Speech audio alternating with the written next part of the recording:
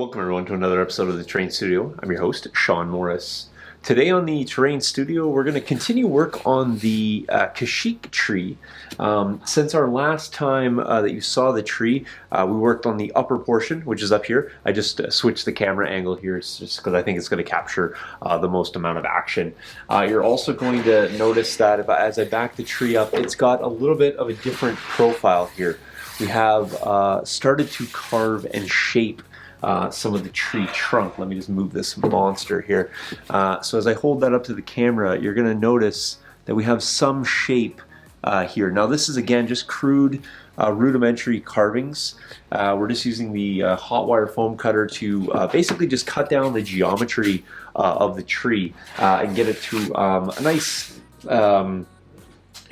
somewhat smooth surface. We'll later sand this. Of course, we're going to be adding some texture and things to this later.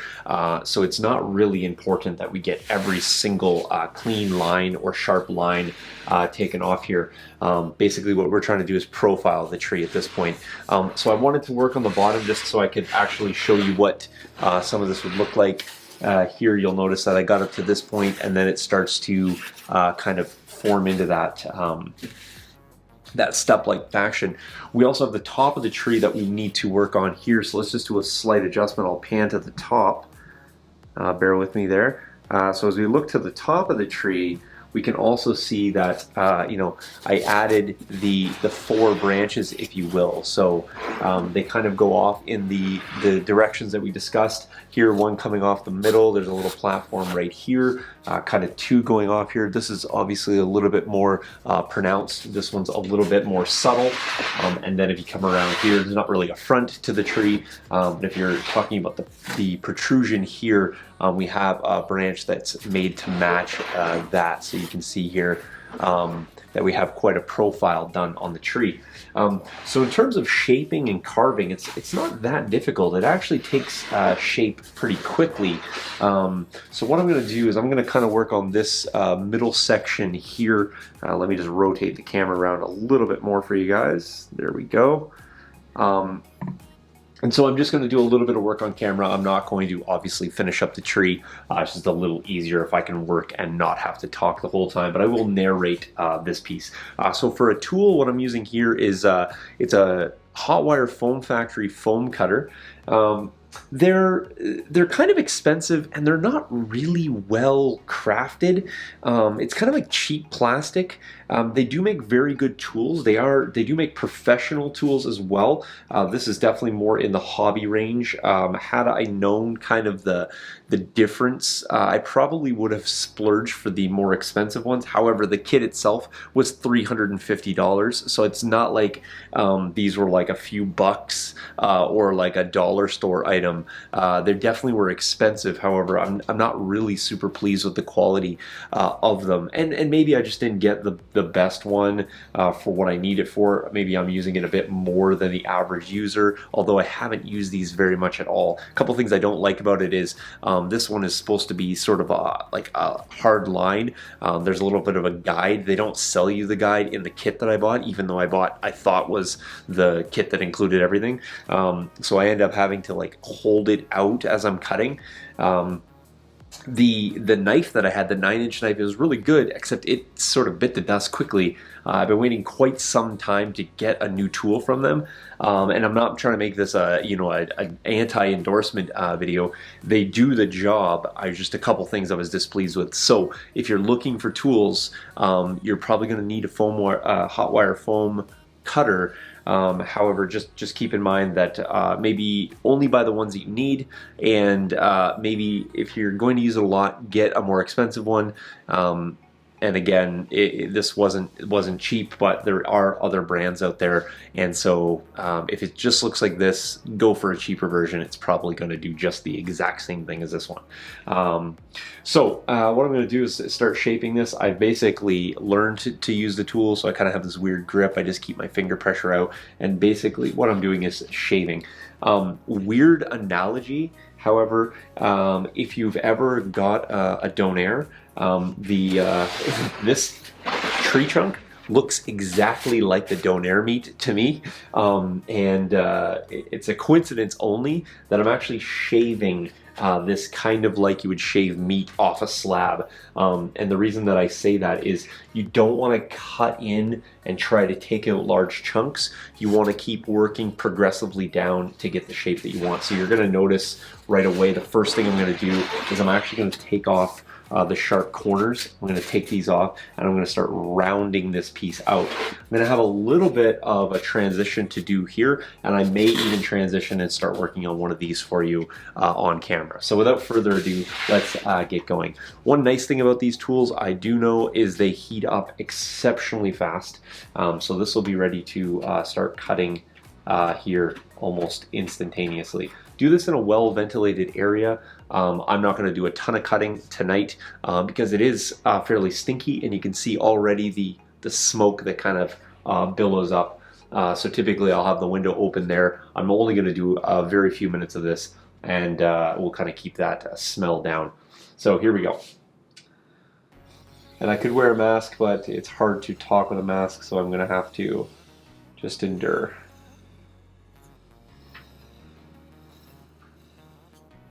Okay, so you can see I just slop off that stuff as I'm working around, and I'll progressively work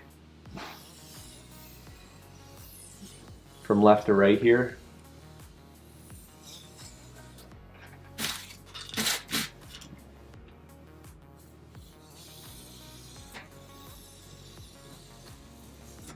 And I want to keep working my way down through the tree here. So I'm only getting just the edge, just because I'm just trying to keep that same line, and I'm only taking off a little bit each time.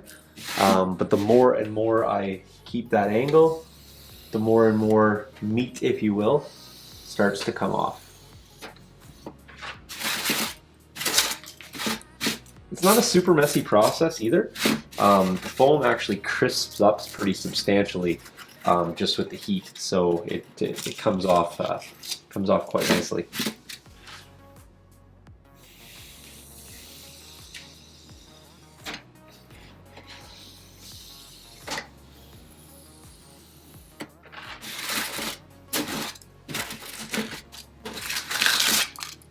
This edge doesn't have a ton of overhang, so it'll be some time before I get it all worked in. Other sections will come off. You'll basically be taking off a lot more.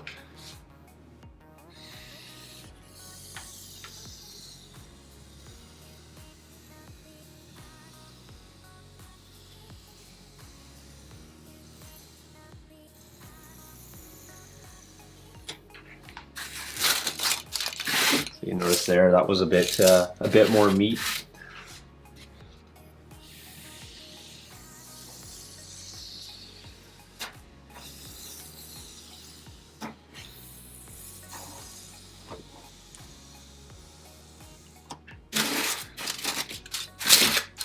You can cut little profiles into the tree as well. Like you know, you can add a little bit of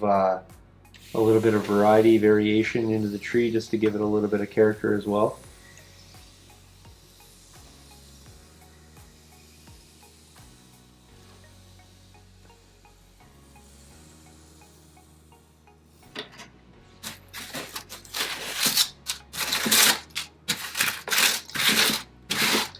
See the tree starting to get a little profile here. I'm just working on taking off the vertical pieces. I'm just trying to hide those real flat portions. You know, where the foam blocks basically have an edge.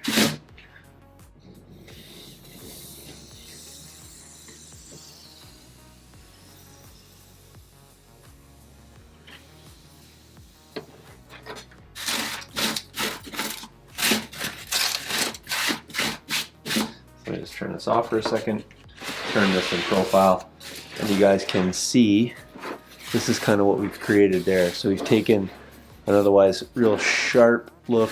We still have the same slope, and you'll notice that we got this like protrusion right here. We can leave this knob on there, or we can round it down. Now it's probably going to round out in sanding a little bit more, so I'm going to leave it. I like to have a little bit of, I like to have a little bit more robustness to the tree trunk than, you know, trying to get it precise with the foam cutter. I can really round that out and take that down in sanding versus trying to do it all right now. Okay, let me show you. Let me actually just pan down here real quick. So all that cutting really only took off this small pile right here. So it does lose a lot. However, you're taking it off in very thin sections here. So you guys can see that. And as I said, it really crisps up. And see, by doing the gluing like we did, we're able to kind of keep those pieces together, right? They hold really nicely. And you'll notice one of the nice things is as you continue to apply heat in it, it actually sort of fuses the foam together a little bit more with each pass. Okay, so now what I'm going to show you, we're going to work here, and I'm going to show you kind of how to profile if you're working sort of from the bottom up. So sometimes, you know, you can cut in and work this way, but there is times when you may want to bring the tool up. So my apologies if the hand is in the way a little bit more. I'm just going to show you how you can work in the two directions. And you'll notice that I kind of keep this really tight like this. The guide is super nice. I do find that I get a little bit more control using both hands as opposed to one, because what happens is if the wire catches a piece that maybe it's glued a little bit stiffer than the other, it will catch and it will start to deform. So I like to use the tool all like this as opposed to just actually holding the handle. Just be careful you don't get your fingers too close to the tip because it does get a touch on the warm side. So what I'm going to do here, first thing I'm going to do is just cut off the corners. I'm just going to take the profile right down here to the edge, and I'm going to walk it this way.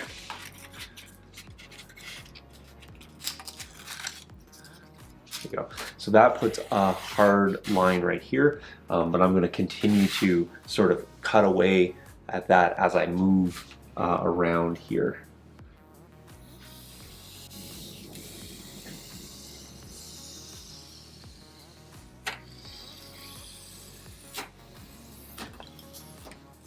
And you'll notice how I was just kind of skipping. Just take this off because it'll just stink a lot. You'll notice as I was cutting down there, it was skipping. That wasn't a miscue or a misstroke or anything like that. What that is the gap between where I'm cutting and where the next piece is significant, and just based on the offset that I had. And so rather than try to like follow the profile of the piece, which would basically just make it look exactly like it is now, I'm trying to continuously contour and take those down. And it's going to take a lot of passes, although it doesn't take a lot of time. Okay, so let me show you how to cut up. So cutting up is basically the same thing. What I find is when you cut up, it's much easier to get the negative curvature as it is to going down. You'll notice that I'll have a lot less skipping when I go up.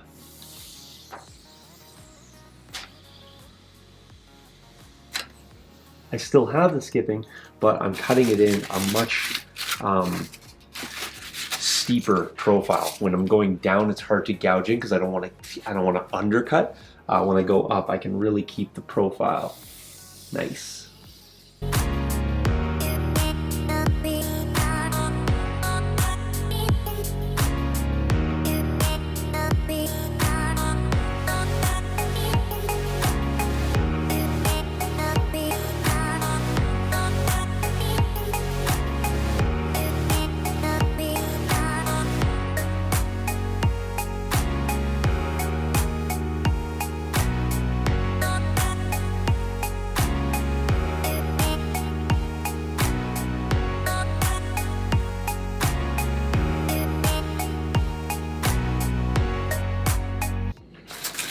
Just give this a bit of a bit of character. We're always looking to add a bit of character, and if you add character at this stage, that character continues on through all the subsequent steps. It just allows you to kind of to continue to bring that through to the bark level.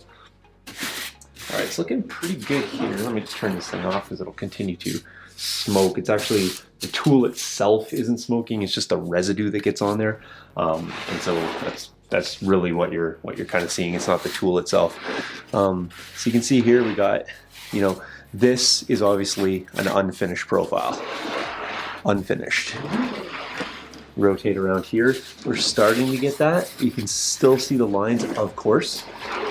Versus this, it's got a little bit more character added. So you guys can see, oops, getting really tall there. You can see the difference, hopefully, between this and this.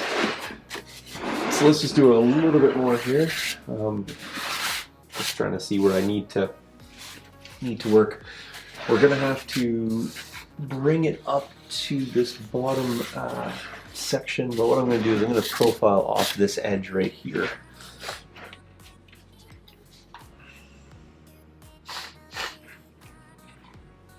I'm going to, again, upcut this. First things first, taking down the corners.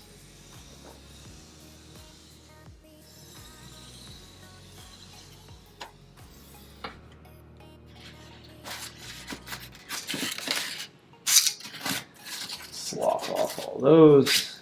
There we go. You can kind of see basically what I did there. You just see that I've just corner cut everything. Nice clean cut. Take it all the way through. All right.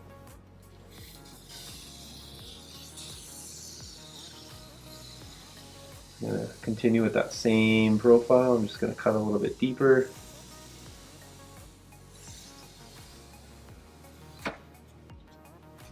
Go.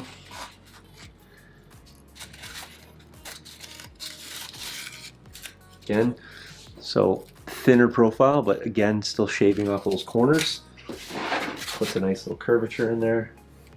We'll come in here, start this with a little bit of a softer edge. Let the tool do the work, even though sometimes I'm dragging through. Typically I'm doing that when I'm cutting the corners, but then after that, when I'm really trying to get a profile cut into that, I'll just let the tool do the work. That gives me much softer, more shallow cuts to the tree.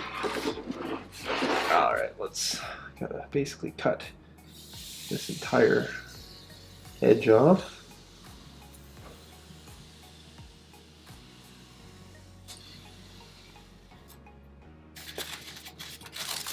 Quite a lot to do here. All right. Yeah, let's come up a bit more. A little softer corner here.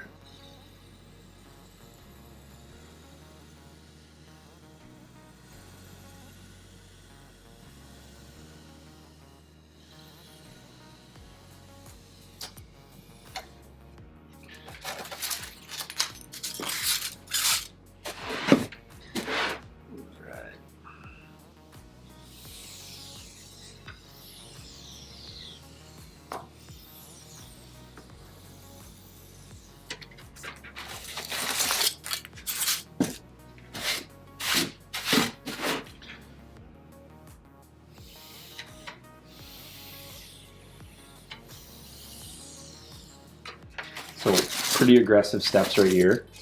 So this is just going to translate into a lot of shallow cuts initially. Just taking off very, very little material. You got to resist the urge to just got a little bit on my finger there. You got to resist the urge to gouge heavy.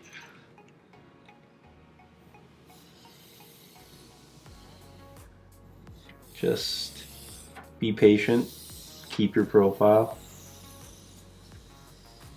You can't add material. That's the biggest thing to note here.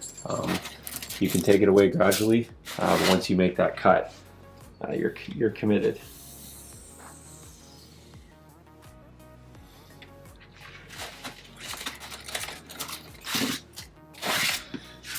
Okay, so I think I will just continue working at this, obviously, but I think you guys are getting that. So we got this, again, this is the protrusion here, so if you will, the front of the tree. So we've got this one done. We're not quite done here. We're also not done here, but we're rounding this edge out. I'm going to finish up in this step of the process. I will probably do a little bit more shaving on the top. I'll probably do another short video on that, perhaps tomorrow. And then what we'll do is we'll come in and we'll sand. I obviously won't show you a very long sanding video, but I'm going to show you how much profiling you can do just with the sanding step alone. We'll use progressive steps as we are with the shaving, walking it down to a fairly smooth finish, to be quite honest. We want to get a nice profile. We want to take out those ruts. We want to let the bark do the detailing, and we want to dictate that, you know, as we see fit, not necessarily as the tree or the foam rather would determine that. We want to definitely take off these glue lines, these really hard glue lines here, and then we're going to start working on basically building in the hard structures, the platforms, the struts, thinking about potentially putting some extruding branches, just very similar to these, but much in a smaller profile, just a way to maybe add some foliage at some lower levels. But we'll do those as an afterthought because we got to find a nice attachment point, and we want to do those after we figure out where our platforms go. We already have enough to work around with that. We don't want to add a bunch more additional pieces to work around at this point. So we'll do that. So like I said, guys, it's not a difficult process. Hopefully you guys are kind of learning some things. I try to share some tips around the tools as well. Just be careful, they're hot. You know, we get burns and cuts and things as we do terrain. So, and I am definitely no exemption to that. But I'm going to continue to work on here because it's a lot easier for me to focus here as opposed to looking at the screen, just to making sure that I'm profiling this right for you guys. But it's taking shape, if you will, pun intended, very quickly.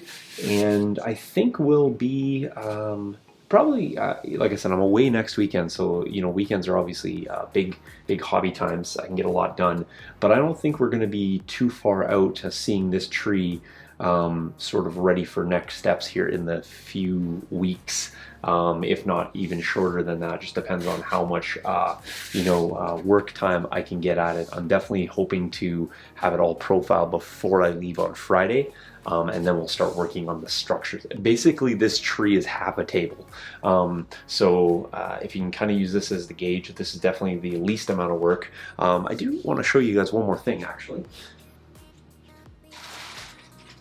I want to show you a couple trees that I actually have that are going to be incorporated into this project. Let me just open them up. They're not even open yet. These are trees that I get from Ty's Plains. They're very well crafted, and I talk a lot about things that you can build for, you know, that are cost effective, and things that you can purchase that are cost effective. These trees are expensive but cost effective.